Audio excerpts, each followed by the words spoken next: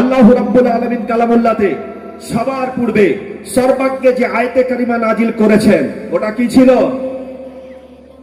সূরা আলাক, ইকরা ইকরা বিসমি রাব্বিকাল্লাযী খালাক। তার মানে কি হলো? পড়ো, পড়ুন, পড়ুন, পড়ো। সবার আগে কোরআনে যে মেসেজ আমাদেরকে দিয়েছেন আল্লাহ তাবারক ওয়া তাআলা সেটা ছিল ইকরা, পড়ো। তার কারণ কি?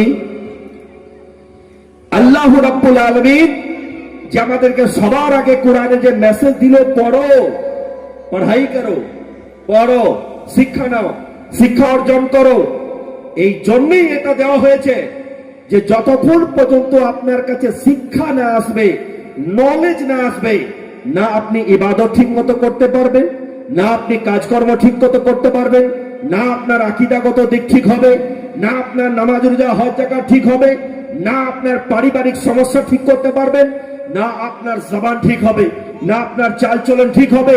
ব্রাদার, আল্লাহ রাব্বুল আলামিন ইরশাদ করেন ইকরা, পড়ো।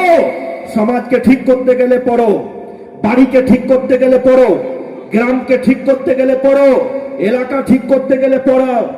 যদি তুমি দেশকে পরিবর্তন করতে চাও তো ইলমকে ভরো বাড়ির মধ্যে, শিক্ষাকে ভরো বাড়ির মধ্যে। যতক্ষণ নলেজ বাড়িতে না আসবে ততক্ষণ পর্যন্ত আপনার উন্নতি হবে না।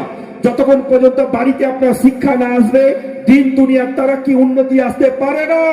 যার জন্য আল্লাহ রাব্বুল আলামিন সবার আগে ইলমকে, নলেজকে, শিক্ষাকে গুরুত্ব দেওয়ার জন্য ইকরা বিসমি রাব্বিকাল্লাযী খালাক